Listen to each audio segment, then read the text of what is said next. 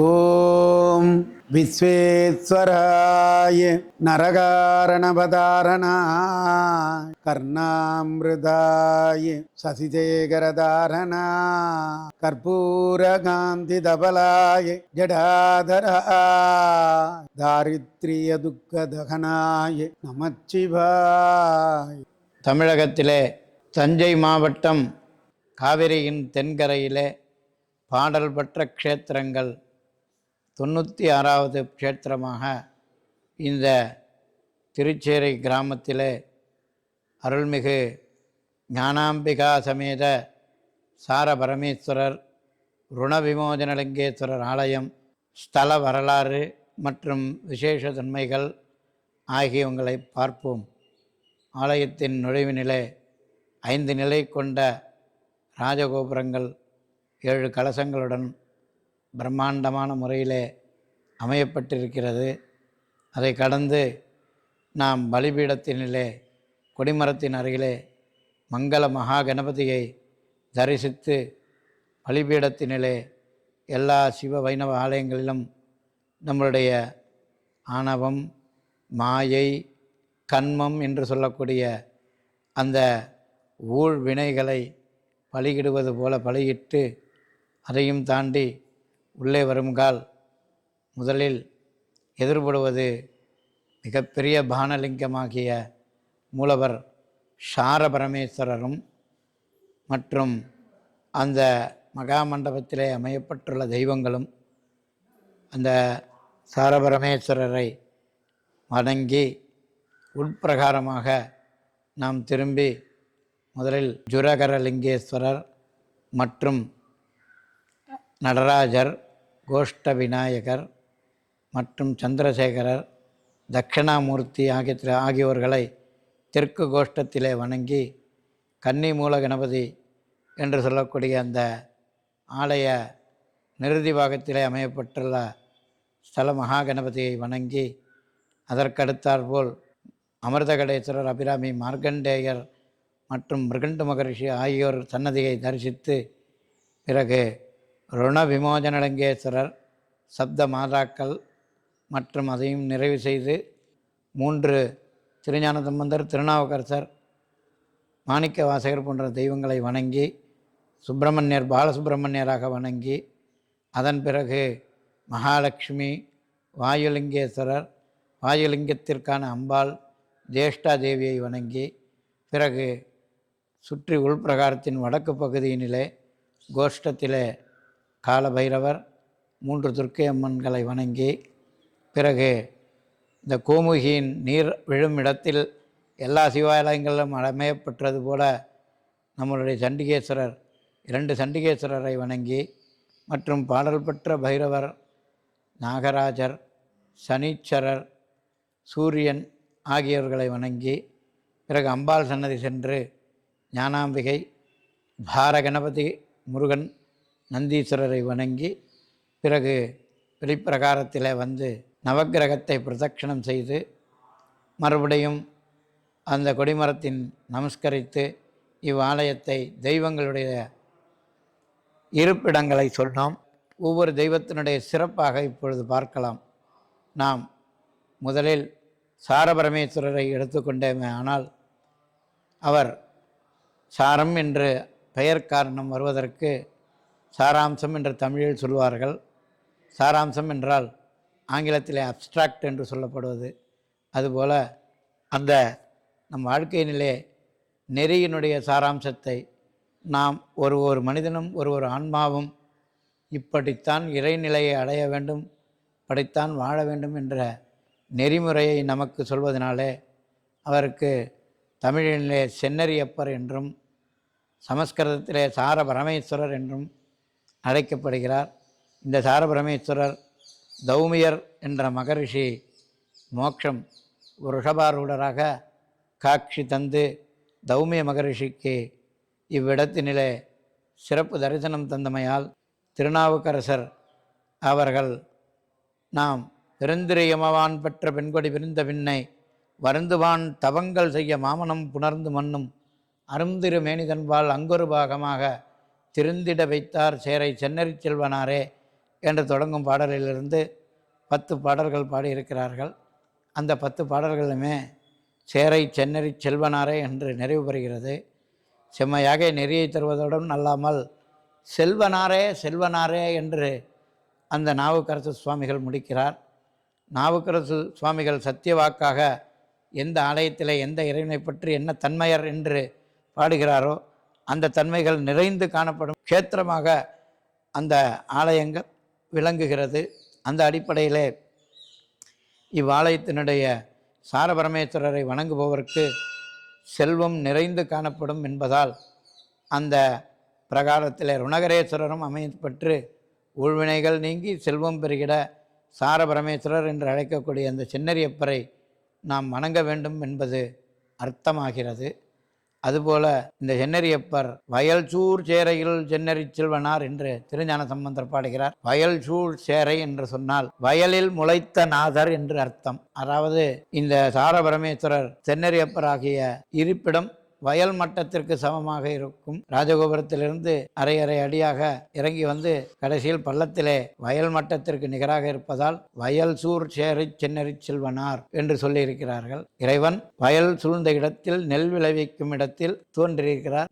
முதலாக எப்போது நெல் பயிர் செய்வதை நமக்கு திருநெல்வேலியிலே சிவபெருமான் அனுக்கிரகம் செய்தாரோ அதுபோல இவ்வாலயத்திலே வயல் சூழ்ந்த இடத்தில் நெல்மணிகளை தருவித்து விளைய வைத்து நம் ஜீவர்களுக்கு சோழவள நாட்டை சிறப்புடைய செய்யக்கூடிய சிவனார் சேரை சென்னறி செல்வனார் என்று அழைக்கப்படுகிறார். இந்த சேரை சென்னறி செல்வனாருக்கு வைகாசி மாதம் விசாக நட்சத்திரத்திற்கு முன்பாக 10 நாள் கொடியேற்றத்துடன் திருவிழாக்கள் நடைபெற்றிருக்கிறது. அந்த ஒவ்வொரு நாளும் இறைவனுக்கு ஒவ்வொரு வாகனத்திலே உமையம்மையுடன் வலம் வந்து 10ஆம் நாள் தேர் சப்பரத் தேரிலே வரம் வந்து தீர்த்தவாரி எல்லாம் கொடுக்கப்பட்ட நிகழ்ச்சிகள் நடைபெற்றிருக்கிறது. இடையிலே சற்று நின்றிருந்தாலும் மீண்டும் அந்த விழாக்களை இந்த யூடியூப் சேனலை பார்க்கும் அன்பர்கள் மூலமாக ஆரம்பித்து அந்த விழாவினை சிறப்பித்து ஒவ்வொரு நாளும் ஒரு உபயதாரர்களை வரவேற்கிறோம் என்பதையும் தெரிவித்துக் கொள்கிறோம். சாரபரமேஸ்வரருக்கு நித்தியபடி பூஜைகள் சிறப்புடன் நடைபெற்று வருகிறது. அதுபோல பிரதோஷ காலங்களிலே சிறப்பு பூஜையும், மகா சிவராத்திரி காலங்களிலே சாரபரமேஸ்வரருக்கு 4 காலங்கள், ருணவிமோசனலிங்கேஸ்வரருக்கு 4 காலங்களாகவும் சிறப்பான முறையில் பூஜைகள் பிரார்த்தனைகள் நடைபெற்று வருகிறது. அதுபோல நாம் உள் பிரகாரத்தில் எடுத்துக்கொண்டால் ஜுரகரலிங்கேஸ்வரர் முதலில் தென்படுகிறார்.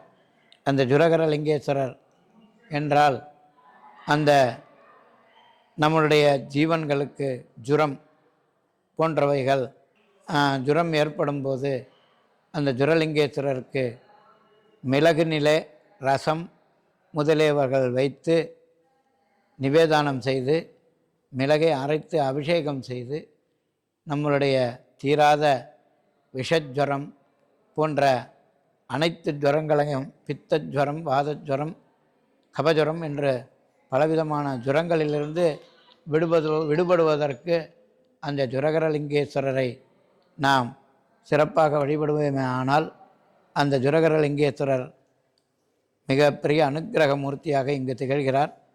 அதற்கு அடுத்தாற்போல் அமையப்பட்டுள்ள அமிர்தகடேஸ்வரர் அபிராமி, மார்க்கண்டேயர், மிருகண்டு மகரிஷி உருவங்களாக இருக்கிறார்கள். அமிர்தகடேஸ்வரர் அபிராமியை இங்கு மார்க்கண்டேய மகரிஷி பிரதிஷ்டை செய்து ஆசிரமத்திலே வைத்து வணங்கி பூஜித்து வந்த காலங்களிலே இந்த சாரபரமேஸ்வரரை தரிசிப்பதற்காக இவ்வாலயத்திற்கு வந்து நித்திய பூஜைகள் செய்வதற்கு அவருடைய பயன்படுத்திய லிங்கமாக அந்த அமிர்தகடேஸ்வரர் அபிராமி விளங்குகிறார்கள். ஆத்மார்த்த தரிசனமூர்த்தியாக சாரபரமேஸ்வரர் விளங்கியிருக்கிறார். அதை தாண்டி ருண விமோசனரை எடுத்துக்கொண்டால் தமிழிலே ருணம் என்றால் கடன், விமோசனர் என்றால் அதிலிருந்து விடுதலை தர வல்லவர். பொதுவாக இப்போது இருக்கக்கூடிய மனிதர்கள் கடன் என்றால் பொருளாதார கடனை மட்டும்தான் நினைத்து கொண்டிருக்கிறார்கள். பொருளாதார கடன் மட்டும் அல்ல, சதுர்வித ருணங்கள், ரிஷி ருணம், பித்துர் ருணம், சரீர ருணம், தேவருணம், இன்னும் சொல்லப்போனால் சற்றுணம் என்று கூட சொல்வார்கள். நமக்கு தெரிந்தவரை இந்த சதுர்ருணங்கள் என்னவென்று பார்ப்போம். ரிஷிகள் கொடுத்த கலாச்சாரங்கள் திருநீர் பெற்றுக்கொள்ளுதல், திருமண் இட்டுக்கொள்ளுதல் மற்றும் காலையில் எழுந்து ஸ்நானங்கள், நித்திய பூஜைகள், தன்னைத்தானே சுத்தமாக வைத்து கொள்ளுதல் என்பது ரிஷிகள் நமக்கு கொடுத்த கலாச்சாரம். அவைகளில் ஒழுங்காக நின்றொழுகாமல் அவைகளை தவறவிட்டோமானால் அது ஒரு கடனாக எடுத்துக்கொள்ளப்படுகிறது. ரிஷி ருணம். ஹரியர் அப்படின்னு ஆங்கிலத்தில் சொல்லலாம், ஹரியர்னு வச்சுக்கலாம். இந்த ஹரியர்லாம் தீர்த்தா தான் நம்மளுக்கு மோட்சம். பித்ருக்காரியங்கள் செய்யாமல் விட்டால் நீத்தார கடன்னு தமிழில் சொல்லுவோம். அதுபோல் பித்ருக்காரியங்கள் என்று சமஸ்கிருதத்தில் சொல்லுவார்கள். எள்ளும் தண்ணியும் விடுறது, அமாவாசை தர்ப்பணம் மற்றும் வருஷத்தில் 96 தர்ப்பணங்கள். அந்தந்த சமுதாயத்திற்கு சில தர்ப்பண முறைகள் இருக்கிறது. அந்த அடிப்படையில் தன்னுடைய மூதாதையர்கள் செலுத்த வேண்டிய அந்த பித்ருக்கடன்களை செலுத்தாமல் தவறினால் அதுவும் ஒரு ஹரியர் பித்ருணம். அதுபோல் ரிஷிருணம், பித்ருணம், தேவருணம் என்பது தெய்வங்களுக்கு பிரார்த்தனை செய்து கொள்வது. உதாரணமாக நம்முடைய குழந்தைக்கு உடல்நிலை சரியில்லை, குலதெய்வத்திற்கு அபிஷேகம் செய்கிறோம், அல்லது நிறைய அன்னதானங்கள் செய்கிறோம், மற்றும் ஆபரணங்கள் வாங்கி சாத்தி என்று எந்த விதமான வேண்டுதலோ வைத்துக்கொண்டு அதை மறந்து விடுவது. சரியான பிறகு அடுத்த வருடம் செய்து கொள்ளலாம் என்று தள்ளி போட்டு இப்படியே இந்த ஆயுளுக்கும் செய்யாமல் விட்டால் அது தேவருணம். அதுபோல் நான்காவதாக சரீர ருணம் என்பார்கள். இந்த சரீர ருணத்தில் தான் பொருளாதாரம் வருது. உடம்பு வளர்க்குறதுக்கு காசு தேவை.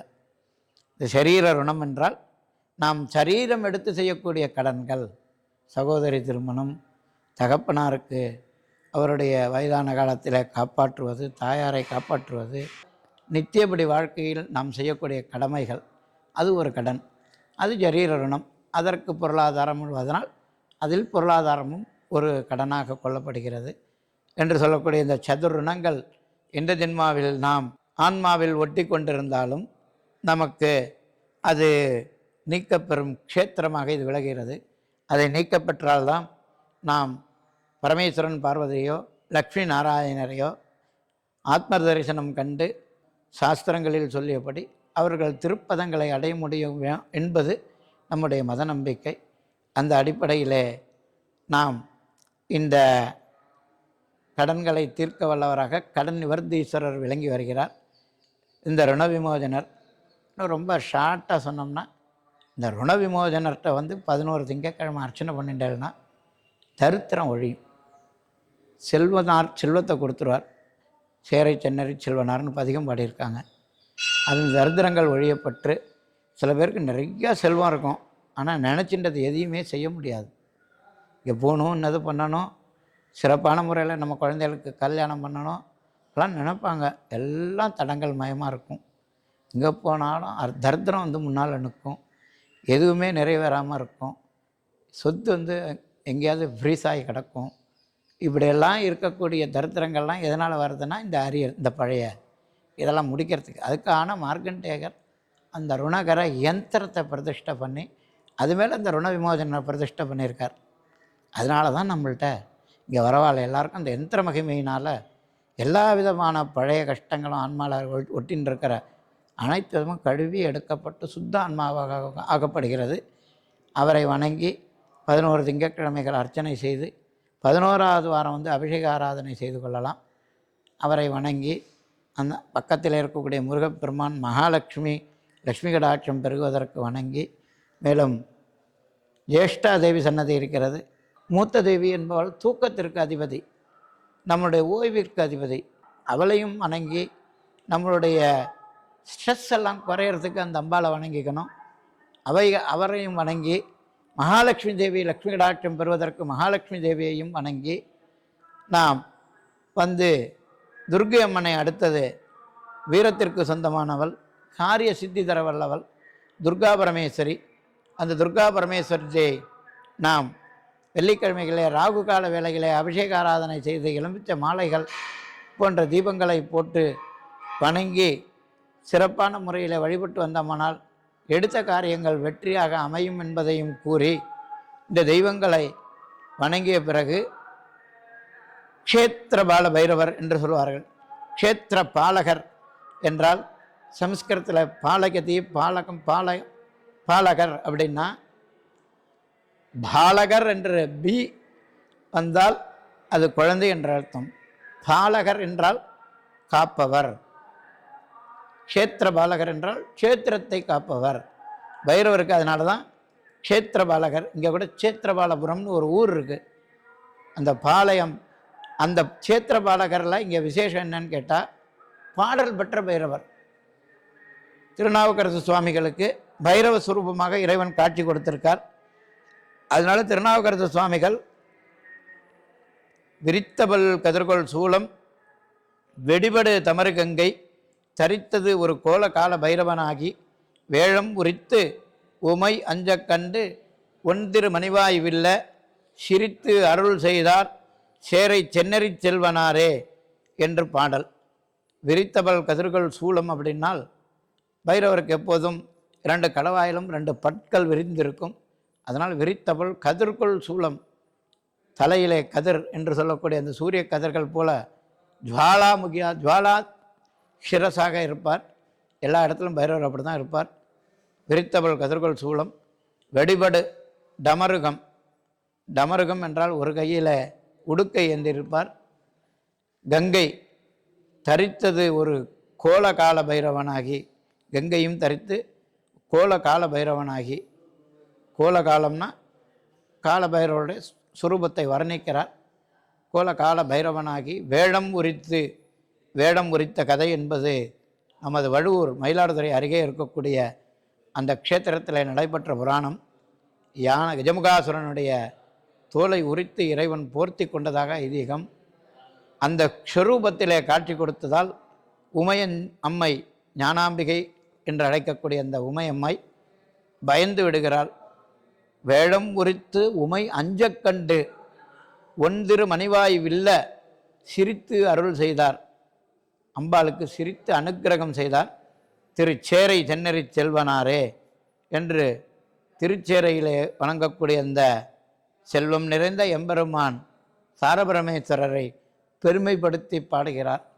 ஆகையினாலே இங்கு இருக்கக்கூடிய பைரவர் விசேஷ அம்சமாக ஒரு கரத்திலே எல்லா ஆலயத்திலும் உள்ளது போல் சூலம், இன்னொரு கரத்தில் கபாலம், இன்னொரு கரத்தில் டமருகம் எல்லாம் சிறப்பாக வைத்திருந்தாலும் 4வது ஒரு கரத்திலே மணி வைத்து தன்னுடைய சுரூபத்தை இறைவனிடந்து தோன்றிய பைரவர் என்பதனால் அவர் இறைவனையே பூசிப்பதாக ஐதீகம். அதனால் கையில் மணி இருக்கும், சூளக்குறியிட்ட மணி. அந்த மணியை வச்சுட்டு பூஜிக்கிறதுனால அவருக்கு இங்கே வஸ்திரம் சாத்துறதுன்னு ஒரு சம்பிரதாயம். எல்லா ஆலயத்திலையும் பைரவர் நிர்வாண கோலமாக இருப்பதாக ஐதீகம். இந்த ஆலயத்தில் வஸ்திரம் தரித்த பைரவர். இந்த பைரவருக்கு அஷ்டமி திதிகளை 8 அஷ்டமியில் அர்ச்சனை, 9வது அஷ்டமியில் வடமாலை சாத்தி சகஸ்ரநாமம் பாராயணம் செய்து கொண்டால் நம்மளுடைய வழக்கு விவகாரங்கள் ஜெயமாகும், காரிய சித்தியாகும். ஆகையினாலே இந்த கால பைரவரை அந்த அடிப்படையிலே அஷ்டமி தினங்களிலே வழிபாடு சிறப்பாக நடைபெற்று வருகிறது. அவரை தொடர்ந்து சூரியன் மற்றும் சனி பகவான் நாகராஜர் இருக்கிறார்கள். அந்த தக்ஷ பிரதாபதி யாகத்திலே சூரிய பகவான் கலந்து கொண்டதனால் சூரியன் இறைவனை பரிகாரமாக இங்கு பூஜிக்கிறார். அந்த சூரிய பூஜை நடைபெறும் ஆலயங்களிலே சூரிய ஒளி சாரபரமேஸ்வரர் மேல் நம்ம ஆலயத்தில் படுமாறு கட்டியிருப்பார்கள் கட்டடக்கலையில். அந்த சூரிய பூஜையாகப்பட்டது மாசி மாதம் 13, 14, 15 3 நாட்களிலே சிறப்பாக நடைபெறும். அந்த சூரிய பகவான் ஈசான்யத்தில் இங்கு சிலாரூபமாக வழிபாடு செய்யப்படுகிறார். அதுபோல் ஞானாம்பிகை பௌர்ணமி தினங்களிலே ஞானாம்பிகை சிறப்பு அபிஷேக ஆராதனைகள் பிரார்த்தனைகள் நிறைவேற்றி வருகிறார். இந்த சாரபரமேஸ்வரன் உண்மையாக இந்த ஞானாம்பிகை சிறப்பாக உற்சவருடன் சீரோடும் சிறப்பாக விழாக்கள் எல்லாம் நடைபெற்று வருகிறது. பௌர்ணமி பூஜையிலே அர்ச்சனை செய்து பிரசாதங்கள் எல்லாம் அனுப்பி வைக்கப்படுகிறது. அதுபோல் இவ்வாலயத்தினுடைய வரலாறு சிறப்பாக நடைபெற்று வருங்கால் திரு சுந்தரமூர்த்தி குருக்கள் மற்றும் அடியன் சுப்பிரமணிய குருக்களாக 11 திங்கட்கிழமை அர்ச்சனை செய்து வாரம் திருநீறு பிரசாதம் அனுப்புவோம். 11வது வாரம் காலை 5 மணி மதியம் 11:30 முதலிய அபிஷேகங்களிலே கலந்து கொள்ள வேண்டும். அதற்கான விவரங்களையும் கீழே எங்களுடைய தொலைபேசி எண்ணிலே தொடர்பு கொள்ளலாம் என்பதை தெரிவித்துக் கொள்கிறோம்.